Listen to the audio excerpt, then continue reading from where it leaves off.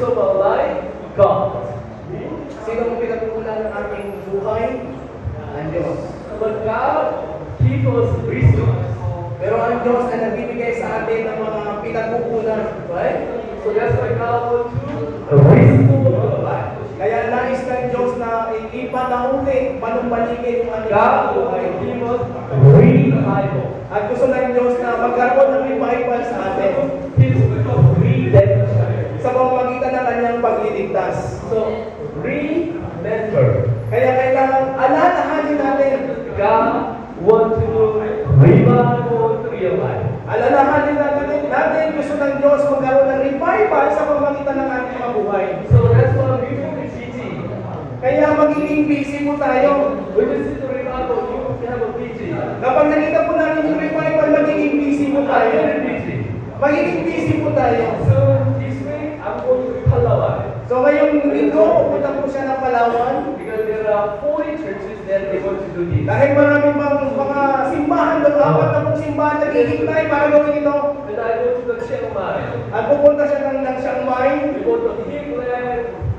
Bumili sila ng malaking malawak na churches. They want to join. At maraming mga simbahan din na makikisali dito. Bakit? God, remember.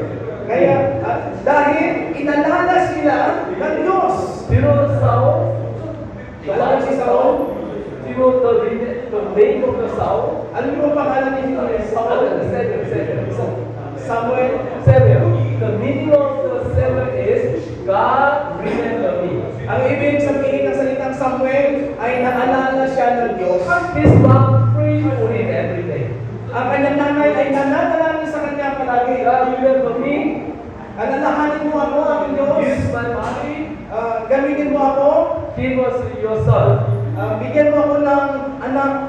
And then when God remember her. At anong nangyari? Nakita po natin, inalala siya ng Diyos. And then there's Samuel, so the revival. And then itong si Samuel, nakita niya yung revival ng Diyos. We want to see the revival, right? Nais natin makita yung revival, tama po ba? Yeah, that's why we need God remember me. Kaya kailangan din natin yung ganito mapakayagan. Kailangan natin mautuwa at inaalala din tayo ng Diyos. That's why we need to the Samuel project. Kaya mayroon na naman po itong Samuel Project. So we want to see the revival. Dahil gusto natin makita yung revival. So we need the revival. So revival, kailangan natin Where? Revival the church. sa church, So through the Samuel project. sa pamamagitan ng Samuel So Project. that's why we are busy. Kaya magiging busy po tayo. So when you are busy, At kapag naging busy, so we need to make a noun form, not a verb. Now. kaya bubuo tayo ng pangalan. So we say busyness, Kaya busyness. right? So I don't want you to be busy. Ay, ayaw na po maging busy na po tayo. When God use your life, Kapag ginamit ng Diyos ang buhay niyo, when your life is busy, when you see the revival, kung makikita niyo ang revival, your business, ang inyong magiging negosyo, your business will lead your life. ang negosyo niyo, ito yung papahalagahan niyo sa buhay. We do not look for the business, Hindi natin tinitingnan itong negosyo ito. but we want to the business for the kingdom of God. Ang gusto niyang sabihin, hindi lang sa negosyo, kundi yung pagtatrabuhan natin, hindi po negosyo, kundi paggawa po natin sa kaharian ng Diyos. Business. B. Bible. The Bible. In us. Bible in us. Right? S. For. Society. Para sa ating sosyal. That's why we invest. Kaya nag-i-invest sila. Invest. For what? For this nation. Nag-i-invest sila sa bansang ito. That's why let us enjoy. Kaya mapagalan tayo. Why? The joy of the Lord is our strength. Bakit? Sapagkat ang kagalakan ng Panginoon, ito yung ating kalakasan. That's why we want to do business. Kaya gusto nilang gawin itong business. Bible is in us, Ang Bible, ang Biblia po para sa atin. but that is for the society. At hindi lang para sa atin, para sa ating sosyedad. We need to invest At our sinabi, life at kailangan i-invest, ibigay, ilaan For natin this ang mga nation. buhay sa bansang ito. Let this Philippines At ang bansang Pilipinas, will see the ay revival. nakita yung revival. This nation Ang bansang ito will enjoy the strength of the Lord. ay mag-i-enjoy, masisiyahan, maganda. Joy of the Lord is our Sapagkat strength. ang kagalangan ng Panginoon ang ating kalakasan. That's why we want to do business. Kaya gusto natin gawin itong business. We want to see the revival. Gusto natin makita ang revival Our local church, sa ating local church. like the Samuel. Kagaya ni Samuel. That's why we do Kaya RCS, ang gagawin natin itong RCS. resource. Resource. Why? The source of our life is Jesus. Ang source, ang pinagmumulan ng ating buhay ay ang ating Panginoon. But God made us a resource. Pero tayo ang gagamitin ng Diyos. God give you resource. At bibigyan tayo ng Diyos ng Amen. pinagmumulan. Today, we want the tilapia 5,000 we release. Kaya meron pong fish pan noon. And here's that video, but later I will show you. Mamaya may video sila ipapakita. Tilapia. Wow, just by shooting. But he has so later. So that's why we want to see the circulation. Pagkatapos ng resource itong circulation. So that's why Johan, Pastor, join us. Kaya si Pastor Johan ay kasama po natin. Now we have a TV there over there. Nakikita niyo po ba yung garahe doon? How many jump cars there? Para ilan po yung nakaparada When doon. I see that one, Kapag nakikita niyo po I'm yun, not sure if it's running. hindi daw po siya sigurado kung tumatakbo po ito. He is the one. Pero siya po ang Old has gone, new has come. siya na po ang bahala doon sa luma magiging bago. The one of the restriction of the redemption. So siya ang bahala po doon sa pagtutupos niya yung luma gagawin bago. You will see how thin the beautiful women in the car. So makikita po ninyo gaano kaganda yung pagpilikan niyo doon. She said, "Hey! Hey!" So, maybe you don't believe it. Baka hindi daw po kayo naniniwala. You little faith. Wait and see. You little faith. Hindi daw, kung hindi daw po kayo naniniwala, napakaliit ang pananampalataya. You need to trust in Johan. Ay, kailangan niyo pang magtiwala kay Pastor. Why? He is a resource. Bakit? Siya yung bahala po dyan. Because the God makes us a resource. Sapagkat ginagamit tayo ng Diyos. Why? Bakit? Johan believed the source. Si Pastor po ay nagtiwala sa pinagmumulan. His pastor believed the source. The source is of the Lord. The source is our Lord. Yeah. Itong si Pastor, ang kanyang pinagkukunan ay ang ating Panginoon. Do you remember Elijah? Kaya mo si Elijah, God sent him to the widow. pinadala siya ng Diyos dun sa babaeng balong. This widow broke, so she went bankrupt. So itong babaeng balong nito ay punong-puno ng problema. She only has 1 million.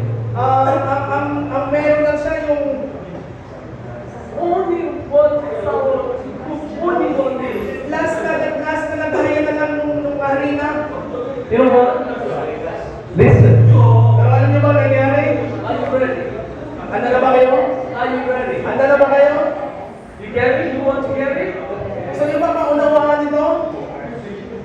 When Kung there's a lack for somebody, Kung meron kulang para sa isang tao, there will be the provision for the somebody. Okay? Yung isang tao merong kulang, but man of God pero yung lingkod ng Diyos, with the resource, pero ang gagamitin para magkaroon provision at magtutugon for the lady para doon sa babaeng who is a bayo lack. na nakukulang. That's why Kaya nga, God sent the man of God. pinapadala ng Diyos ang kanyang lingkod. Amen. Amen? So you have a new perspective. Kaya kailangan makita natin yung pananaw na ito. When you see the lack, Kapag nakikita natin yung kakulangan, do not see this one limitless. huwag yung limitahan ng ang Diyos. Cancer, crisis, Cancer, crisis, mga problema, not no Christ. Crisis is a new chance. Listen, this one. What happened? Crisis is a new chance for this one. Crisis is a new chance for the Christ. ang krisis ay panibagong pagkakataon para makita natin si Kristo. That's why God sent this man of God to the lady. Kaya nga pinadala ng Diyos si Elijah doon sa babae paano? When you go to a place where is the lack, Kapag pumunta ka doon sa lugar na puno ng kakulangan, problem, puno ng problema, crisis, puno ng krisis, do not think that you have the same lack. huwag niyong isipin yung nakikita niyo pareho kayo na malalim. When God sends you, Kung ipinadala kayo ng Diyos, God wants to go with a solution. gusto ng Diyos ipadala kayo kasama niyo yung solusyon. Amen? Amen. Amen. Okay, this is my story. Ay, ito yung kanyang kwento. I went to the Chiang Mai. Pumunta siya ng Chiang Mai. One of the missionary lied to me. Isa sa mga misyonaryo ay nagsinungaling sa I kanya. got in a 5 acres. So, bumili siya ng mga 5 hektarya. It is $200,000. Yun sa halagang 200,000 na Big lugar. land, big land, 5 acres. Malawak na lupain. He said, oh, you can build a mission center. So, sabi sa kanya, pwede ka magtayo ng mga mission center. But I made a mistake. Pero nagkamali siya. I saw it on the dry season. Binili niya yun nung pag ako tagtuyo. During the rainy season, Nung panahon ng tagpulan, the water is this much. tumaas ang tubig. Amazing! Napakakas siya. Christmas, June, July, Lumipas ko mga buwan, sunod-sunod. August. Ang tubig pataas ang Oh, man! pataas ang pataas yung tubig. And then September, September. October, to get into my land, and then I like a swim. Yung lupain ang gusto nilang pagtayuan sana. I called him, hey, you're a liar. Kaya yung kinausap niya, sabi niya, sinungaling ka. You told me that I could build a building here. Sinabi mo sa akin, pwede ako magtayo ng mga gusanin dito. I said, you can build it. Sabi niya, pwede ka magtayo. Bring the earth from the outside. Magdala ka ng maraming lupa mula doon sa bakugan. So I called the professional. Kaya nagtawag naman siya ng panibagong tao. I asked him, At sinabihan niya, I want to build a building here. gusto ko magtayo ng gusani So dito. he said, you need to go 3 meters. Sabi niya, kailangan yung tagbay, mga 3 metro. So how much I spent? Sa baba, kumagano talaga. He said $200,000. Kaya 200,000 sa pagyan. Dollars? Yan po. So I called him back. So, tinawagan mo ulit. Yeah, I'm gonna kill you. Gusto kita patayin. And then at night time, Eh, nung kinagabihan, all of a sudden, the flood of the bad thoughts came into my mind. Flood. bigla na lang, hindi lang yung baha ng tubig, kundi yung baha ng kasama kaisipan ng What pumunta do sa I have to kanya. say? What do I have to say? Tilapia. What do I have to say? There, YouTube. What do I have to say to the church So, members? anong sasabihin niya dun sa kanyang komunidad? What do I have to say? Stop. What do I have to say? So, ano na sasabihin niya? I think that people call me. At yung mga tao nagtatanong sa kanya, namumukos sa Oh, kanya. you are. Kaya wala kang kwenta, You don't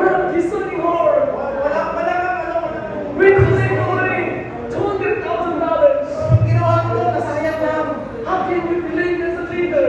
So, paano siya papaniwalaan bilang leader? Maybe they will not trust me. Baka hindi na sila magtiwala sa kanya. And one a.m., Kaya, 2 a.m., alas 2, 3 a.m., alas 3. I couldn't sleep. So, hindi siya makatulog. My wife, Ang kanyang asawa. why are you moving here and there? Bakit ba?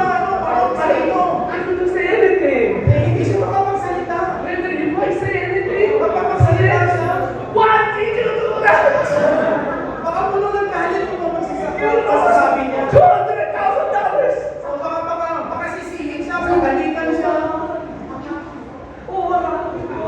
Kaya nag-iisip siya, ano gagawin ko? When I opened the door, Kaya binuksan yung pinto. I went to the because Dahan-dahan siyang papalabas. my wife got angry. Gusto niya tumakas kasi baka pagalitan siya ng asawa niya. And then I came, And then, nung pagbalik niya, and then I went to not a bedroom, but I went to the living room. pupunta po doon siya sa sala nila. I went up. At siya'y lumuhod. I raised up my head. At titaas siya yung kanyang kamay. I said, Go. At sinabi niya, Panginoon, I surrender. sinusuko ko sa iyo. I surrender. Sinusuko ko sa iyo lahat ng bagay. I surrender. Sinusuko ko sa iyo lahat ng Lord, I bagay. went bankrupt. I went bankrupt. People would kill me. So nakalala niya, makapapatay na siya ng mga tao. People would bring something there, Misha said, So gusto ng mga tao sa kanilang plano, magtayo ng pagsabi. Pero anong nangyari? Nasayang yung pera. in the battle, Lord, you are my king. When I'm broken, Lord, you are my strength. You're my strength. Kung ako ito ron, You're my Lord. You're my joy. sa aking kagalangan. One of the hands. Nagpuli siya kasama sa Panginoon. Pagkatapos sa isang oras, I don't care. so bahala na. Wala na I sa don't pakialam. care. If I go bankrupt, I go bankrupt. So bankrupt. And then and then I pray. Nanalangin siya muli. All of a sudden, Bigla na lang. that's right. May naisip na naman siya. I can change that place. Fishing farm. Naisip niya naman siya. Tama. Nagkaroon siya nag-isipan ng solusyon. Fish man. And I can see, imagine me, myself, So na-imagine niya yung kanyang sarili. Jesus, Si Jesus na lista. tilapia.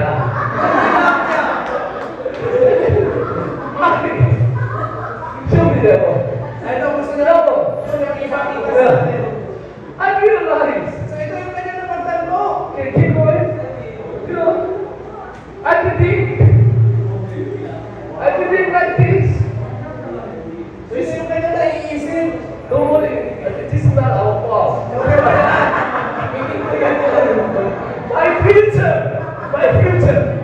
Ito kanyang naiisip. Yeah. Anyway, I want to make like this. So ito ang gusto niya gawin. I feel like this is perfect place for this. Sa napagtanto niya, perfecto ang lugar nito para sa ganyan.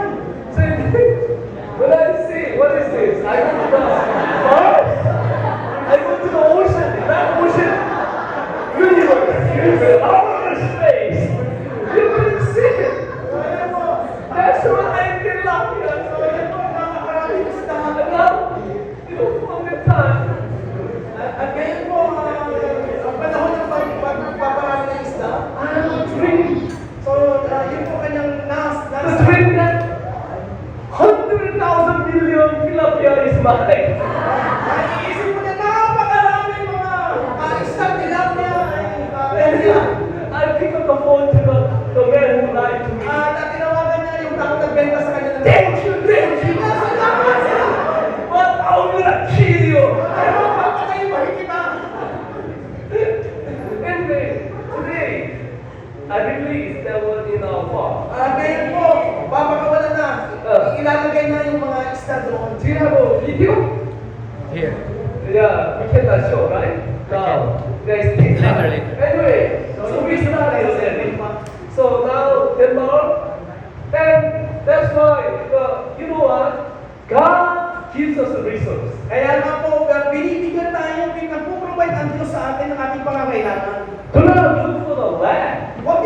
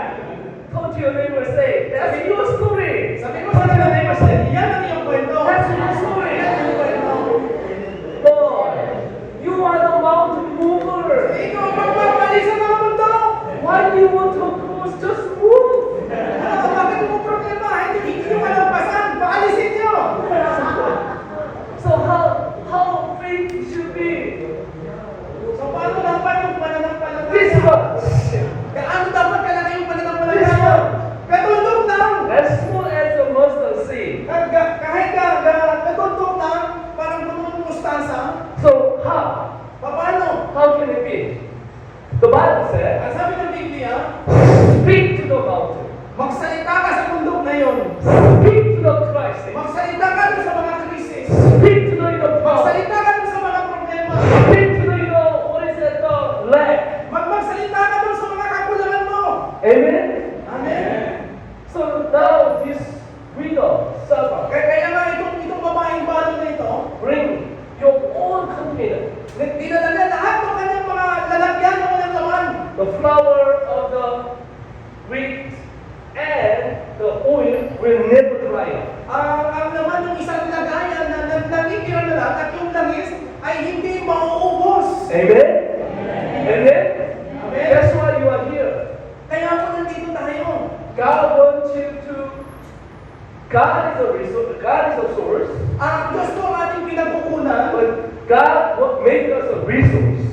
pero ginagamit ng Diyos yung ating mga buhay. Give the junk car to him.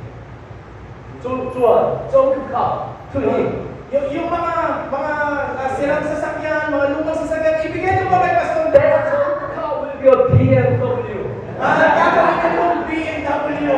You is the new car. At ito magiging bagong And sasakyan. he will say, old has gone, new has At come. masasabi niyo po, yung luma ay lumipas na, ito'y bago na.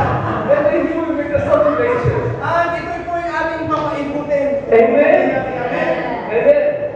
That's why we have a solution. Kaya po meron po tayong solusyon. Yeah. How? Paano? Ano pong solusyon? Same point. Say, pagbenta. We have to sell Jesus Christ. Gusto natin ibenta, hindi po yung We benta. have to sell the blood of Jesus Christ. Gusto natin ibenta, We want to sell the blood of Christ.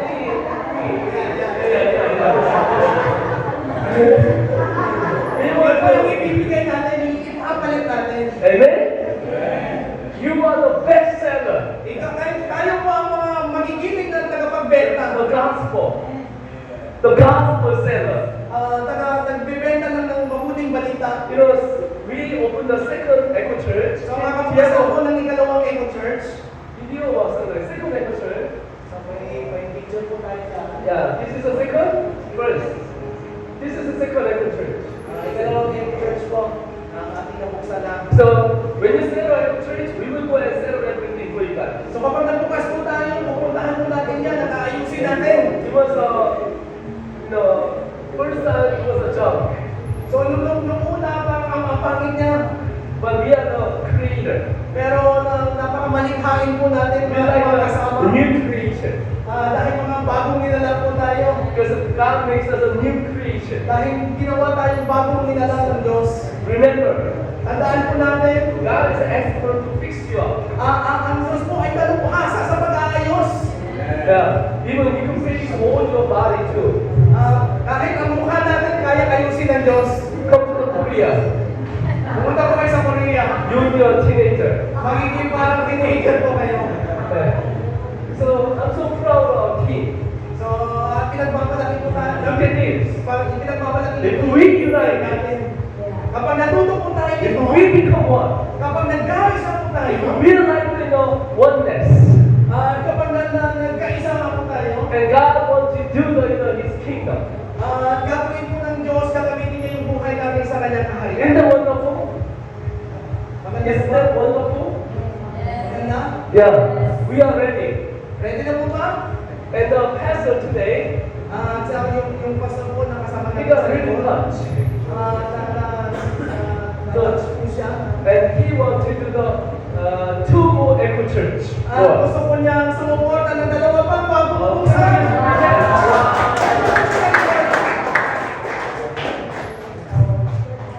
This is our second restaurant, and now we are remodeling. Now we are almost finished in our remodeling, and we are really thankful for all your prayers and all your prayers. You know what?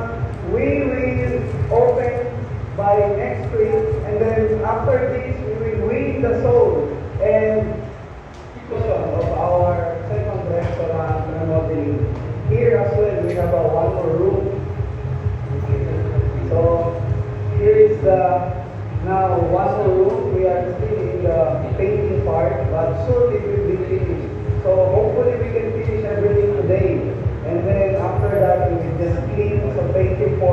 your support in this our second restaurant. And we really pray that through this one we can mobilize the Philippine churches. Okay, now what And see the happened? revival. We open the church. Thank you so much. Keep on finish off the result. Sunday, 40 or 50 people, they come. So meron po ipapakita dyan, nagsisimula na po yan na mag-operate. Ang business po yan, pagtitinda, nagsisimula na. At yung pag-church po ay nagsimula na rin. Ayan po. Now, this is how we worship right now. So ngayon po ganun sila nananampakan din. Evangelism. Nag-i-evangelize. So now, we have a great opportunity through this Echo Church. So napakalaking pagkakataon at pribilehiyo po itong Eco Church na ito. So now, we settle down number 3. Kaya may inaayos namin po. Pangatlo. You will be the number 4. At magiging pang-apat po ako. This why As second Echo Church to learn. yung asawa ko po ay nandun ngayon sa ikalawa. Yun po yung sa video nila, nandun po siya naging So number 5, number 6 is you. So yung mga susunod pa po, ano po Wow. kayo? Yes, your turn. Kayo na po susunod. So we always make it double. Kaya minsan gusto po nila magiging doble ito. Well, you have your church, Kasi meron kayong simbahan, but we have one more church. and then Evangelism. meron pang isang Eco Church na nakakagawa tayo ng evangelism. So now, not only this, Kaya itindang ito. Korea, that I sent you. So I want to show our Echo Church in Korea. Meron pa po siyang ipapakita na Eco Church din sa Korea. This is the third Echo Church, Sa pamamagitan ng Eco Church na ito, and you can see our place. tingnan niyo po yung kanyang lugar. This is the big third week. Can you go really fast? Fast twice. 저희도 TV를 기회나 손을 하게 됩니다. 그래서 장식을 더 멋지게 했습니다. 네, 반대로 와, 멋진데 등이고요. 이제 와, 맞아. 괜찮습니까? 자, 네, 반대. This is our Echo Church. Yung po yung Eco Church na sa Korea, Now we are bringing your students. pupunta po dyan yung mga estudyante. And now you can see.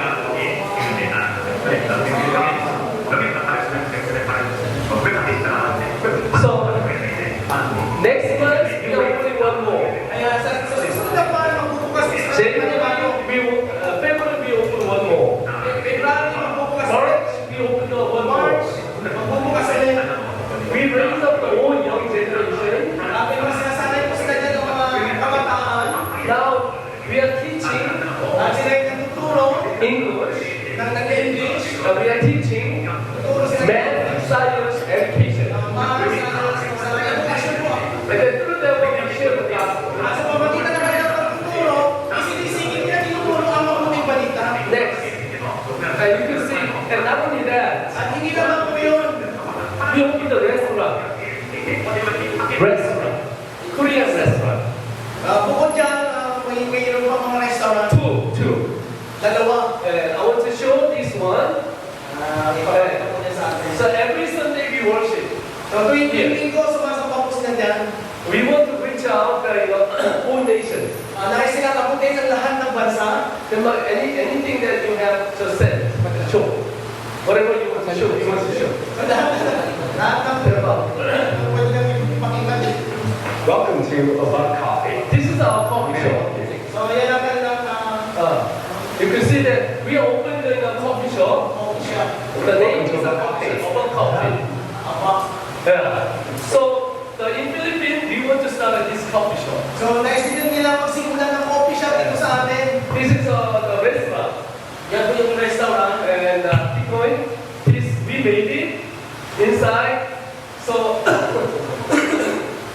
we have one more restaurant. So At meron different kasi times. meron kasi isang restaurant. So now we are opening the door again and again. So ngayon magbubukas sila ng pinto at magbubukas at magbubukas. So now now you have who is come from now on. Ngayon mag-isip po kayo sino na ang susunod. Your turn. Kayo na po ang kasunod. Amen? So we will wait for you. At kaya sila po naghihintay lamang. Okay? Let's stand up, everybody. Everybody, let's stand Kayo po up. tayong lahat. So we will pray. Kayo po yung mananalangin. Let's do the 7 summer project. Alright? RCS. RCS. Resource. Resource. And circulation. Circulation. And sale. Kaya sabi ni Panginoon, ang lahat ng katawan ng We pray in Jesus' ito name. ang aming dalangin sa pangalan ni Jesus. Amen. Amen. You may be seated. You may be seated. Ito mga kapatid po tayo. So I have an announcement. Meron po siyang announcement. Yeah, two things, and then I want to ask my friend that he will come and he will give you encouragement. Dalawang bagay Yeah. na nais natin ibahagi. Anyway, so I have an announcement, advertisement. So meron po siyang announcement sa atin. Next week, Sa mga susunod na linggo, we have a national rally. so merong national rally. 10 here. Merong kampo dito. So how much is that 2 nights and 3 days? 100 pesos. Only 100 pesos. So Fully. sa So we said you are the champion. idol natin, So, so may mga kampiyon. Bring the all of them.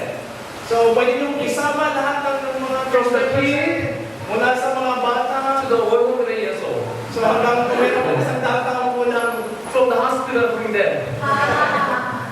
Okay, so the reason why we want to this camp, So ang dahilan po bakit kami may ganitong camp, you know, we want to do the band, right? Together. nais po natin gawin yung event po. But for you guys, it's very hard to explain and change them all. So pero para po sa inyo minsan, napakahirap po ipaunawa sa ating mga miyembro kung ano itong ating ginagawa. So when your church members come, Kaya kung maisasama ninyo we sila, will explain everything. kami na po ang magpapaliwanag sa kanila Yeah, 2 nights and 3 days. sa loob ng mga araw ng kape. And then we will explain why So ipapaliwanag How? natin paano, and how to. paano gawin. And then also I want to ask them to join you. At gusto niyang hamunin po sila na samahan kayo, tulungan kayo. So I know that you want to the Echo Church. So alam niyo po na nais din po I natin know gawin that itong Echo you Church. want to see the revival. Sapagkat gusto natin makita yung revival. But the word that you say, sometimes people don't believe. Pero minsan, yung pagpapaliwanag natin, minsan parang hindi nila pinapaliwanagan. So singing is a believing.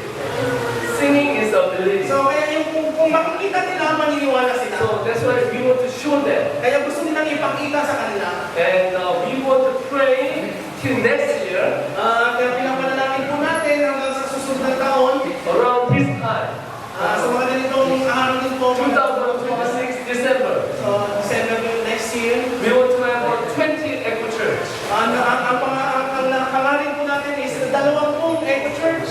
So we want to transplant to your ministry. So, at ang gagawin po natin dito, kaakibat ng ating mga ministeryo. So we need your team. Kaya kailangan po natin ang inyong mga team, ang ating team. So that's why you bring every of people, church members, even kids, like small kids. Kaya kung kaya po natin kumaan ng dalhin natin buong church natin sa kampo ito. Okay, why? Because small kids they gotta come because they are parents. Sapagkat yung mga bata, kasama yung kanilang mga So we will magulang. take care of all the small kids. So may mga mag-aalaga sa mga bata. So parents can focus on Para may edad na mga magulang na and let them makakalimutan na play maayos. together here. May mag-aalaga sa And we went to the children camp too. mayroon din silang mga mga bata. From second church. I mean that's very sad. Echo Church, I think we can bring 100. Because 3 kids we can bring. Anyway, so we can bring them. So pwede po natin silang iisa And po from the beginning, I wanted to know what is this system. At mula po sa umpisa, gusto po nang ipaunawa sa mga church members po So natin. you need workers. Sapagkat kailangan po natin ng mga katuwang. So in Korea, it's the same way. So sa Korea, ganun din po yung kanilang ginagawa. So we have a camp. Meron silang mga camp. We bring all every generation. Dinadala nila lahat ng henerasyon sa simbahan. And then we separate Pinagbubukod nila children, ang mga bata, teenager, mga teenager, mga kabataan, young adults, so mga kabataan, and the parents, at mga magulang, and we separate. mga edad. So During the binubukod po. daytime, we have a different classes. Meron iba-ibang mga klase sila. And then we show them how to do them. Pinapakita nila, pinapaliwanag pa paano ginagawa ito. And a lot of pastors, Kaya napakarami mga pastor, idea. I want to join. Napakaganda ng ideya ng ganyan. Gusto namin sumali. Kaya lang hindi kami naiintindihan ng aming mga miyembro. You can just pray. Kaya pwede nyo